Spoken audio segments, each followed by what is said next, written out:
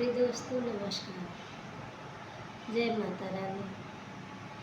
माता रानी का कृपा आप और आपके परिवार के ऊपर बनी रहे।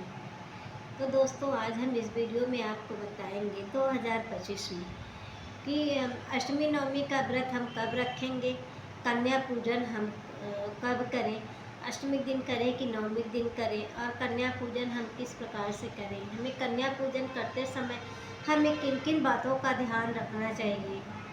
तो अन्य जानकारियों को लेके हम आपके सामने उपस्थित हुए हैं। तो दोस्तों प्लीज़ आपसे रिक्वेस्ट है कि अगर हमारी जानकारी आपको पसंद आती है तो हमारे चैनल को लाइक करिए, सब्सक्राइब करिए, कमेंट करिए। हमारे कमेंट में जय माता रानी ज़रूर लिखिएगा। माता रानी आप सभी का कल्याण करेंगे। तो 2025 में शारदीय नवरात्रि का अष्टमी जो पड़ रहा है वह 30 सितंबर को, और 1 अक्टूबर को जो है कि हम नवमी का व्रत रखेंगे। और अष्टमी नवमी दोनों दिन में हम किसी दिन भी जो है कि हम कन्या पूजन कर सकते हैं। और इसलिए आप इन दिनों जो है कि एक दिन या दोनों दिन आप कन्या पूजन कर सकते हैं। कन्या पूजन के लिए हमें 9 कन्या को आमंत्रित करना होता है। 9 कन्या को हमें आमंत्रित अपने घर करना होता है, और उसके बाद उनके पैर धुलवाइए, उनके खाना के लिए आप खाना खिलाइए और दक्षिणा दीजिए, और उनका आशीर्वाद आप प्राप्त करिए।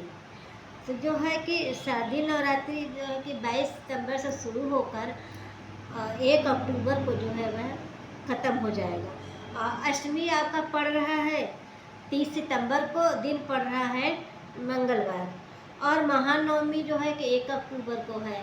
1 अक्टूबर को आपका 1 अक्टूबर दिन बुधवार को 1 अक्टूबर को आपका नवमी पड़ेगा, और 30 सितंबर को जो है आपका अष्टमी पड़ेगा।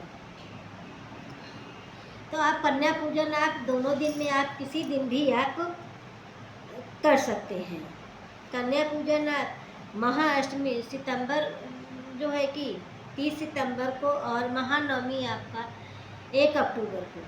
1 अक्टूबर को आप कन्या पूजन कर सकते हैं।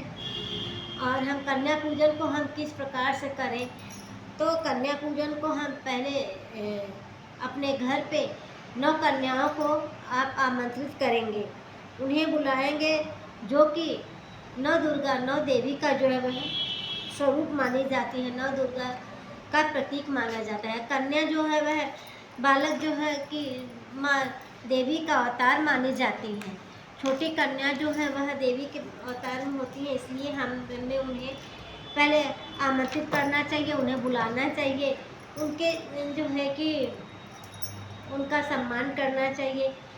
और जो है कि आप उनके बैठने के लिए आप उन्हें आसन लगाइए और उनके पैर धुलवाइए।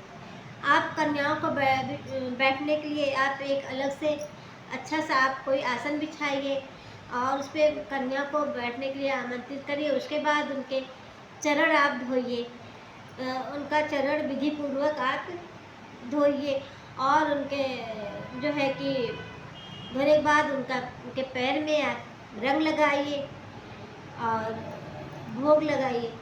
भोग में आप उन्हें जो भी आप दुर्गा माँ को आप चढ़ाने के लिए बनाई हैं, आप उनको भोजन खिलाइए, जैसे कि पूड़ी हुआ, हलवा हुआ, छोला हुआ, खीर हुआ।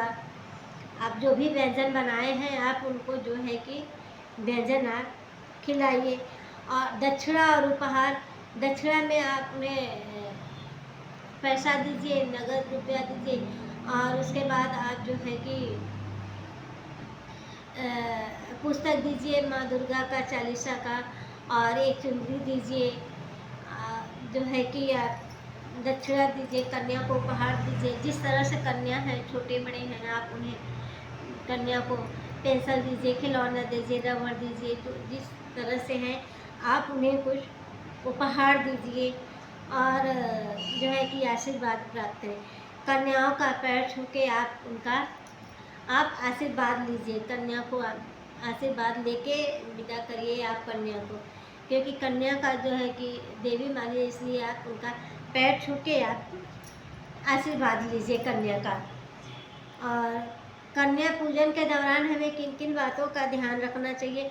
घर के मंदिर की आप अच्छी तरह से आप साफ सफाई कर लीजिए, और पूजा के दौरान आप काले रंग के वस्त्र न पहनिए, क्योंकि काले रंग का वस्त्र जो है कि अशुभ माना जाता है।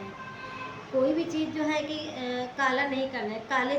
काले वस्त्र जो है पहनने से आप बचें। और घर में अपने वाद विवाद आप न करिए, कलह विवाद न करिए, झगड़ा मत करिए, नकारात्मकता विचारों से आप दूर रहिए। बुजुर्ग महिलाओं और जो है कन्याओं का जो है कि आप अपमान न करिए। इस दिन जो है कि तामसिक भोजन यानी आप मांस, मदिरा, लहसुन, प्याज आदि का जो है आप सेवन न करिए। तो हमें जो है कि इन्हीं सब बातों को ध्यान में रखना चाहिए। तो जो है कि हमारा वीडियो बस यही तक था। तो हम फिर मिलते हैं नेक्स्ट वीडियो में। अगर हमारी जानकारी दोस्तों आपको पसंद आती है तो हमारे चैनल को आप लाइक करिए, सब्सक्राइब करिए, कमेंट करिए। हमारे कमेंट में आप जय माता रानी ज़रूर लिखिएगा, या ओम दुम दुर्गाए नमो नमः ज़रूर लिखिए दोस्तों। तो हम फिर मिलते हैं नेक्स्ट वीडियो में। तो जय श्री कृष्णा, राधे राधे।